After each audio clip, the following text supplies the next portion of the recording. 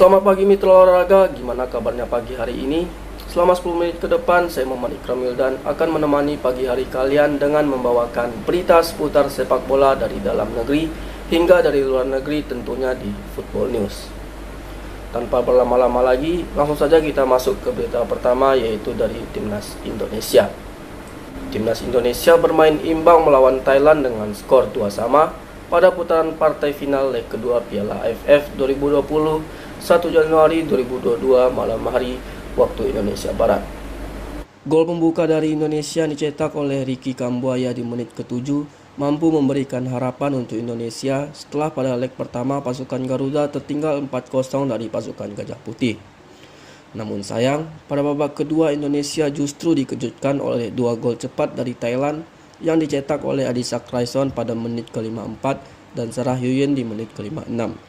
Alhasil, Indonesia tertinggal sementara dari Thailand dengan skor 1-2.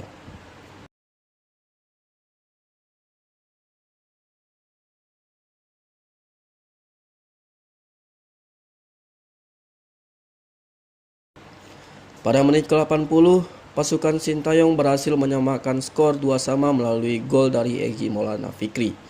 Pemain yang bermain untuk klub sepak bola Slovakia FK Senica itu berhasil melepaskan sepakan tajam usai menerima umpan cantik dari Witan Sulaiman. Skor berubah menjadi 2-2 hingga akhir. Hasil ini membuat timnas Indonesia harus berada di posisi runner-up. Dengan skor agregat 6-2, timnas Thailand akhirnya berhasil keluar sebagai juara Piala AFF 2020. Untuk itu, pasukan Garuda telah menjadi runner-up sebanyak 6 kali pada turnamen Asia Tenggara ini dan masih belum mampu keluar sebagai juara.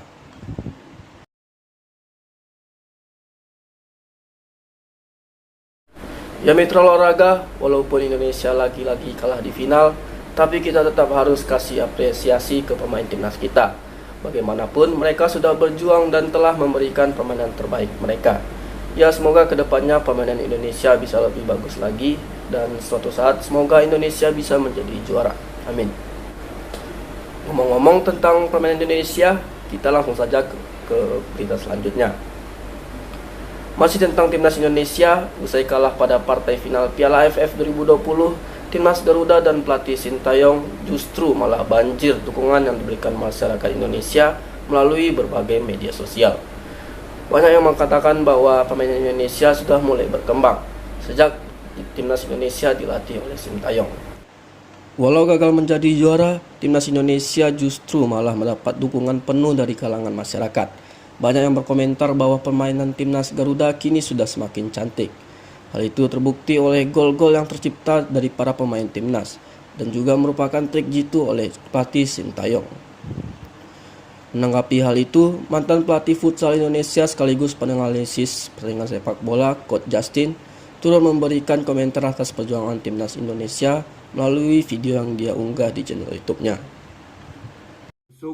Semua ke depan enggak. Karena setiap kali kita nyerang, kita bisa diserang balik. Dan itu harus di tengah harus ada yang jaga. Nggak bisa lu kumpul di belakang, ujungnya jebol juga. Lini tengah yang harus dikuati udah berkali-kali gue bilang dan terjadi sekarang. Gue tunggu di babak kedua seperti apa. Gue harap kayak kayak di babak pertama lah. Kita bisa ngelawan. Kalau sudah kita bisa dapat gol kedua, let's say tinggal 20 menit, 25 menit. Anything can happen dalam sepak bola. Seriously, semua bisa terjadi dalam sepak bola. Yang penting gue bilang jangan fokus ke skor. Fight. Masih ada 40 menit, you have to fight. Itu yang gue selalu bilang ke pemain gue waktu gue ngelatih. Whatever skornya, lu have to fight. Kalau emang harus menang besar, menang besar. Kalau emang kalah, kalah. Tapi minimal kita fight. Oke? Dan tidak dengan main bertahan. Oke? Kita tunggu lagi di babak kedua seperti apa.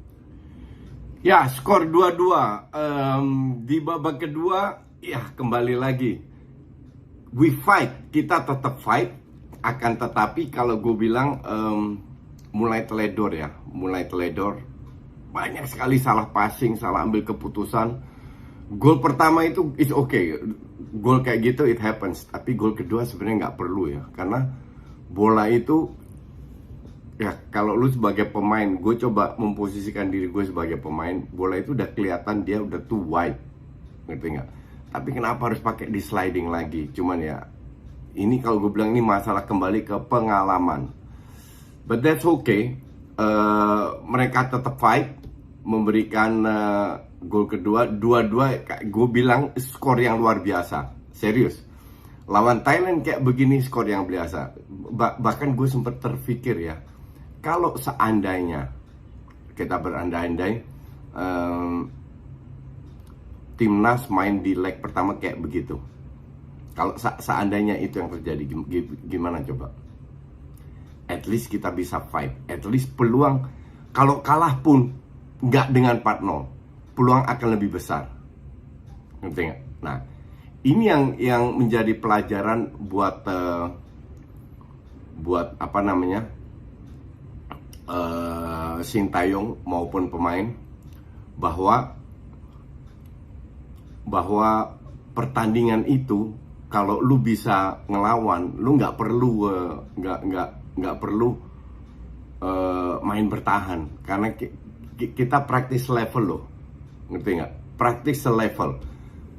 Kita kalah di pengalaman iya, kalah di passing iya, cuman dengan fighting spirit, dengan berani bermain, bisa menjalankan strategi seperti babak kedua, you still can win the game, ya kan?